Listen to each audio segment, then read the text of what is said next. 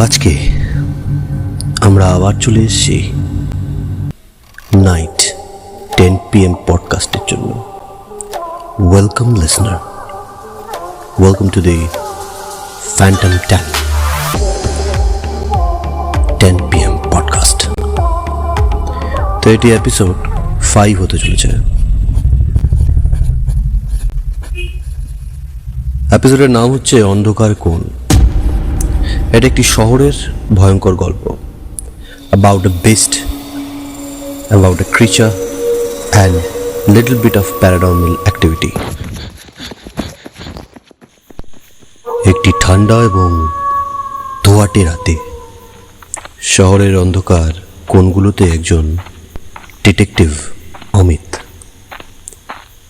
একটি রহস্যময় খুনের তদন্তে নিযুক্ত ছিল। শহরের এক প্রান্তে একটি পুরনো এবং পরিত্যক্ত হাসপাতালে, যার নরক হাসপাতাল নামে পরিচিত, দীর্ঘদিন ধরে আতঙ্কের কেন্দ্রবিন্দু হয়ে দাঁড়িয়েছিল এই হাসপাতালটি। গ্রামের লোকেরা বলতো এই হাসপাতালটি একসময় মৃত্যুর জন্য বিখ্যাত ছিল এবং এখানে কিছু ভয়ঙ্কর আত্মা বাস করে।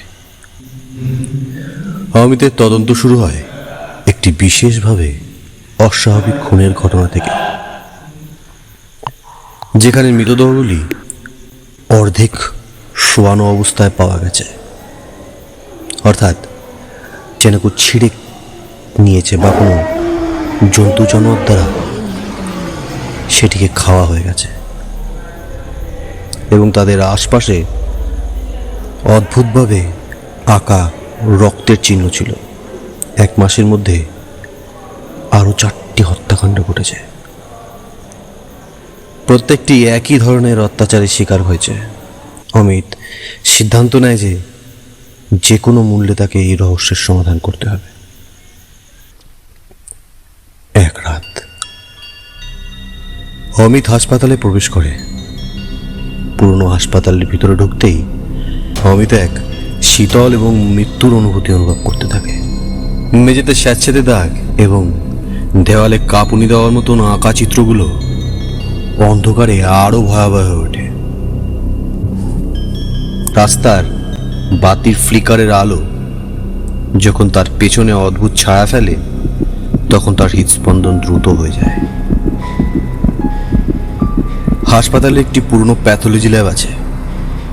তার কাছে আসার সাথে সাথে অমিতের একটি অস্বাভাবিক গন্ধ অনুভব করে, যেন মরা পচা গলা দেহর গন্ধ।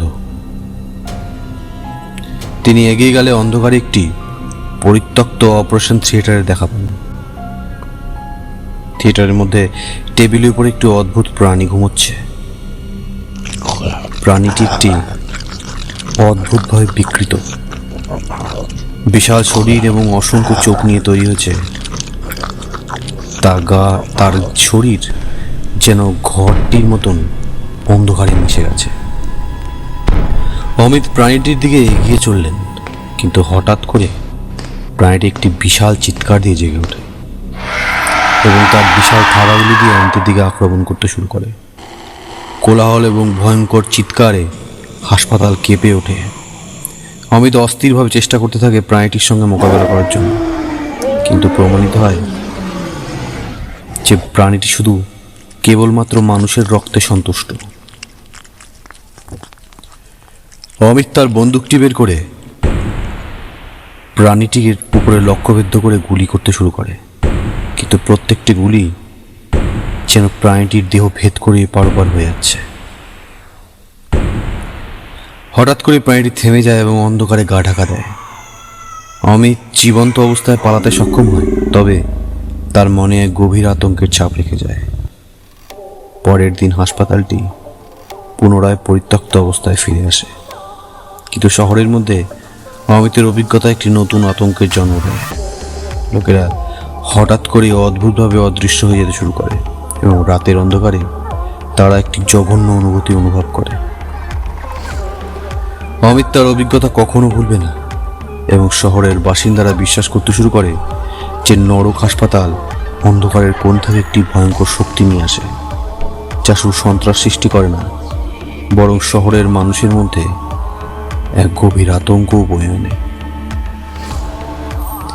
গল্পটি নেক্সট পার্ট জানার জন্য সঙ্গে থাকুন অনলি অন